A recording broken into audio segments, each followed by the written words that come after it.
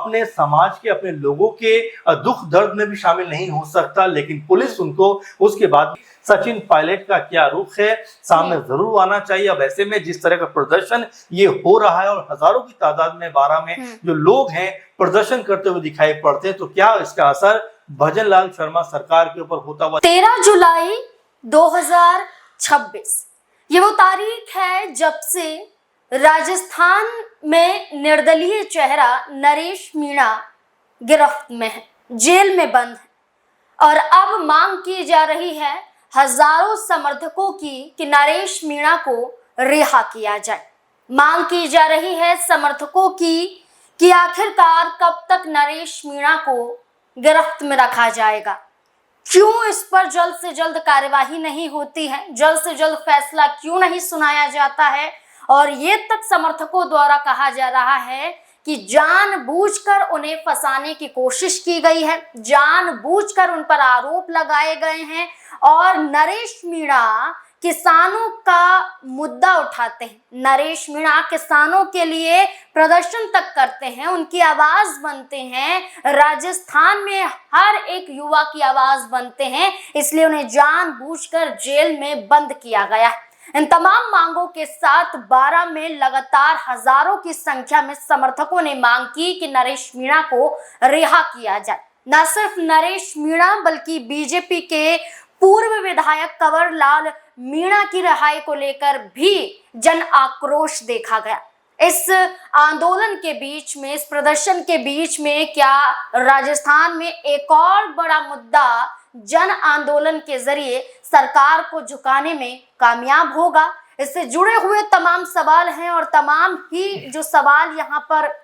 बन रहे हैं उन पर चर्चा करेंगे और वरिष्ठ सहयोगी अमन जी हमारे साथ मौजूद हैं। सर, जिस तरह से नरेश मीणा पर मुकदमा हुआ था, कंवर लाल मीणा पर मुकदमा हुआ था, हम नरेश मीणा पर बात करेंगे पहले, क्योंकि रहे तो कांग्रेस का चेहरा हैं लेकिन हर बार निर्दलीय उतरे हैं, जीत तो हासिल नहीं कर पाए हैं लेकिन वोट प्रतिशत अच्छा खासा उनका रहा है, किसानों के बीच में, आम लोगों के बीच में एक अच्छी पकड़ रखते हैं। लेकिन आज नरेश मीणा जेल में बंद है और उनकी रिहाई की मांग के लिए मीणा समाज के लोग 12 में प्रदर्शन करते हुए नजर आए, मार्च निकालते हुए नजर आए और उनका ये कहना है कि उनकी मांग को मान लिया जाए, नरेश मीणा को रिहा किया जाए। अगर ऐसा नहीं होता है तो ये आंदोलन बड़े स्तर तक जाएगा। क्या लगता है कि नरेश मीणा पर जिस तरह के आरोप लगे हैं,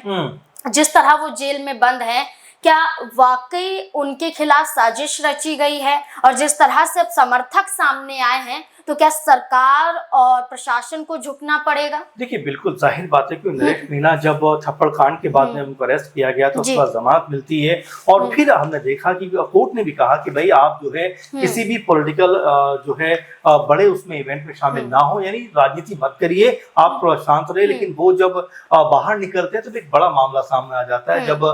जो है स्कूल गिरने से कुछ बच्चों की मौत हो जाती है, उसके बाद में एक बड़ा धरना प्रदर्शन भी होता है, वहां पर जाकर वो शामिल होते हैं और ये कहते हुए नजर आते हैं कि भाई क्या मैं अपने समाज के, अपने लोगों के दुख दर्द में भी शामिल नहीं हो सकता, लेकिन पुलिस उनको उसके बाद में अरेस्ट कर लेती है और तब से लगातार बाहर निकलने की जो जद्दोजहद है वो यहाँ पर देखने को मिलती है। उनके समुदाय या तमाम राजस्थान के जो लोग हैं वो ये चाहते हैं कि भाई नरेश मीणा जो है वो सलाखों के बाहर आए, इसीलिए 12 में लगातार जिस तरह का प्रदर्शन हो रहा है और जिस तरह की आवाजें बुलंद हो रही है, उससे ऐसा लगता है कि भजन लाल शर्मा सरकार के ऊपर ये दबाव बनाने का प्रयास किया जा रहा है कि भाई नरेश मीणा को कम से कम अब तो आप सलाखों के बाहर निकालिए, अब तो उन्हें जेल से रिहा कराइए, क्योंकि इतने लंबे वक्त से जेल के अंदर बंद रहना आखिर मकसद क्या है, आखिर ये कोई तरीका क्या है, इस तरह की बात। लेकिन सवाल नरेश मीणा पर नहीं खड़ा होता है क्या सर? जब राजस्थान हाई कोर्ट ने आपको जमानत दे दी, एसडीएम को जो थप्पड़ मारा था इस कांड पर, इसके बाद आपको हिदायत दी गई थी आप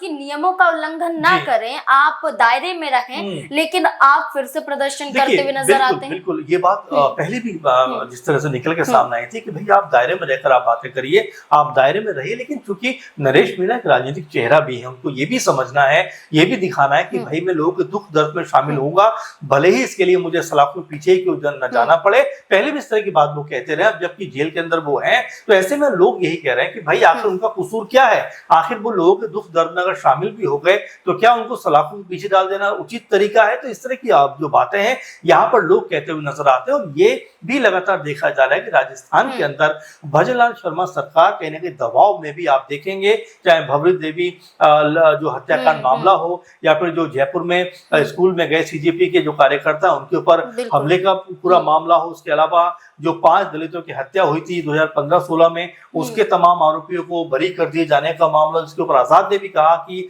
आखिर अगर इन लोगों ने हत्या नहीं की थी तो वो किसने हत्या की, उनके बारे में पता होना चाहिए। वो तो ये तक कहते हुए दिखाई पड़े थे कि भजन जो शर्मा सरकार है उनको इसमें आगे बढ़कर हाईकोर्ट में अपील दाखिल करनी चाहिए। तो कई मुद्दों पर ऐसा लगता है कि जो भजनलाल शर्मा सरकार है वो घिरी हुई दिखाई पड़ती है, और इसी तहत अगर हम नरेश मीणा का मामला भी देखें तो जो उनके समर्थक हैं, जो उनके कह सकते हैं जो उनको लगातार उनके बाहर निकलने की मांग कर रहे हैं, वो यही कहते हुए नजर आते हैं कि भाई कितने समय तक आप जेल के अंदर बंद रखोगे, क्या इसकी भी कोई लिमिट है, या बस आपने जेल के अंदर बंद कर दिया है तो अब बाहर निकलने के उनके रास्ते सब आपने बंद कर दिए। बिल्कुल, अब ना सिर्फ नरेश मीणा बल्कि बीजेपी के पूर्व विधायक कंवरलाल मीणा के समर्थन में भी ये समाज उतरा, क्योंकि मीणा समाज दोनों को लेकर चाहता है कि जिस तरह से इस पूरे मामले में शांति बरती जा रही है, एक तरफ नरेश मीणा पर मुकदमे हटाने की और तत्काल रिहाई की मांग की जाती है, तो दूसरी तरफ कंवरलाल मीणा जिन पर आरोप हैं कि उन्होंने सरकारी अधिकारी को रिवॉल्वर दिखाकर धमकाने की कोशिश की थी, 2005 का ये मामला है, दोष सिद्ध होता है, गिरफ्तार किए जाते हैं, विधायकी रद्द हो जाती है, इसके बाद से लगातार सुनवाई नहीं हो रही है। तो लोगों का कहना है कि क्यों मामले ठंडे पड़ गए हैं, क्यों यहाँ पर त्वरित कार्यवाही नहीं होती है। इस मांग के साथ भी समाज नजर आया और प्रदर्शन करता हुआ देखा गया। लेकिन अगर हम बात करें कंवरलाल मीणा की, ये बीजेपी के पूर्व विधायक हैं, इनके लिए समाज उतरा। समाज ये नहीं चाहता है कि किस पार्टी का है, समाज ये चाहता है कि उनके समाज के लोग हैं तो हम यहाँ पर उतरे, जैसे विश्नोई समाज के लोग भवरी देवी के इंसाफ के लिए आते हैं। लेकिन हम यहाँ पर बात करेंगे कांग्रेस के सचिन पायलट को लेकर, क्योंकि जो नरेश मीणा है ये इनके समर्थकों में गिने जाते हैं। कांग्रेस में रहकर कई बार सीटों की मांग की उन्होंने, 2023 में की, उपचुनाव में की, कांग्रेस भरोसा नहीं जता पाई, लेकिन सचिन पायलट क्यों खामोश है, ये बड़ा सवाल बन जाता है। क्या कहना है? देखिए, जाहिर बात है कि सचिन पायलट आने वाले दिनों के सबसे बड़े चेहरों में शुमार किए जा रहे हैं कांग्रेस पार्टी को, और यहाँ तक कहा जा रहा है कि इस दफा उनको कांग्रेस पार्टी मुख्यमंत्री का चेहरा बनाएगी। तो ऐसे में नरेश मीणा जो लगातार ये भी देखा गया है कि उनके समर्थकों में से रहे, उनके चहेतों में से रहे, तो ऐसे में सचिन पायलट को भी इस पूरे मुद्दे के ऊपर अपनी राय रखनी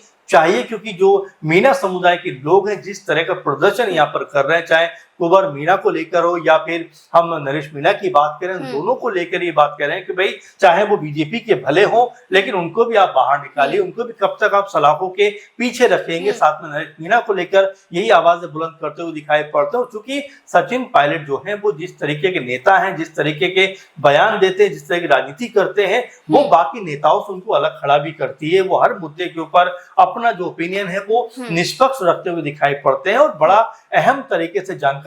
साझा करते हैं। लेकिन यहाँ पर नरेश मीणा चूंकि इतने लंबे वक्त से अब जेल के सलाखों के पीछे हैं, तो जाहिर बात है कि उनको लेकर भी सचिन पायलट का क्या रुख है सामने जरूर आना चाहिए। अब ऐसे में जिस तरह का प्रदर्शन ये हो रहा है और हजारों की तादाद में 12 में जो लोग हैं प्रदर्शन करते हुए दिखाई पड़ते हैं, तो क्या इसका असर भजनलाल शर्मा सरकार के ऊपर होता हुआ दिखाई पड़ेगा? क्योंकि मैंने आपसे ये बात पहले भी कही कि कई मुद्दों पर इस समय भजनलाल शर्मा जो है वो घिरे हुए दिखाई पड़ते हैं। ऐसा लगता है कि इन मामलों के तहत कहीं ना कहीं वो फंसे हुए दिखाई पड़ते हैं, जिसमें जो 5 दलितों की हत्या हुई थी उसके ऊपर जो फैसला आया उसको लेकर भी चंद्रशेखर आजाद ने सीधे तौर पर कहा कि भाई जो मुख्यमंत्री है भजनलाल शर्मा, उनको हाईकोर्ट में अपील करनी चाहिए। भवरी देवी हत्याकांड को लेकर देखें तो उसमें भी कहीं ना कहीं लगातार दबाव सरकार के ऊपर बनता हुआ दिखाई पड़ता है। ऐसे में हम जयपुर वाला मामला देखें जहां पर स्कूल में सीजेपी की टीम जाती है, उनके ऊपर हमला हो जाता है। तो एक तरीके से मुख्यमंत्री तमाम मामलों में घिरे हुए दिखाई पड़ते हैं। और इसी बीच में नरेश मीणा का मुद्दा भी निकल कर सामने आता है कि इतने जो है लोगों के बीच में अच्छी खासी उनकी लोकप्रियता भी, अच्छा खासा उनका वोट प्रतिशत भी है। जीत हारे हों ये अलग बात है, लेकिन लोगों के बीच में अच्छा खासा उनका वर्चस्व दिखाई पड़ता है। और इसी लिए लोग उनके लिए बाहर निकल कर आ रहे हैं। ये जो आंदोलन शुरू हुआ है ये किस लेवल पर जाएगा और क्या इस आंदोलन के बाद में नरेश मीणा को रिहाई जेल से मिलती हुई दिखाई पड़ेगी, क्या सरकार दबाव में आएगी, ये तमाम सारे सवाल हैं। लेकिन फिलहाल नजर इसी बात पर लगी हुई है कि क्या लोगों का दबाव काम आएगा, क्या नरेश मीणा जो हैं वो सलाखों के बाहर आते हुए दिखाई पड़ेंगे। बिल्कुल, नरेश मीणा से जुड़कर सचिन पायलट से सवाल पूछे जा रहे हैं और कंवर लाल मीणा से जुड़कर किरोड़ी लाल मीणा से सवाल पूछे जा रहे हैं कि आप दोनों चुप क्यों हैं इन दोनों के मामले। नरेश मीणा को कम नहीं समझा जा सकता है क्योंकि 2023 में जब छबड़ा से टिकट मांगा गया था, सीट मांगी गई थी, कांग्रेस ने नहीं दी तो निर्दलीय उतरे, तीसरे स्थान पर रहे, लेकिन 22% वोट यहाँ पर वो हासिल कर पाए। इसके बाद अगर हम बात करें अंता सीट की तो वहां से चुनाव लड़े निर्दलीय और दूसरे स्थान पर रहे, तो बड़ा आंकड़ा और बड़ा अंतर नजर आता है नरेश मीणा के ग्राफ को देखते हुए। अब ऐसे में देखना होगा कि समर्थक तो लगातार मांग कर रहे हैं और ये तक कह रहे हैं कि राज्यपाल को ज्ञापन सौंपने के लिए एसडीएम को लेटर सौंप दिया गया, ज्ञापन सौंप दिया गया है। अब इस पूरे मामले में क्या होगा, क्या नरेश मीणा की रिहाई हो पाएगी या फिर अभी वो ऐसे ही जेल में बंद रहेंगे? क्या लगता है आपको इस पूरे मुद्दे को लेकर? अपनी राय हमारे साथ जरूर साझा करें। धन्यवाद।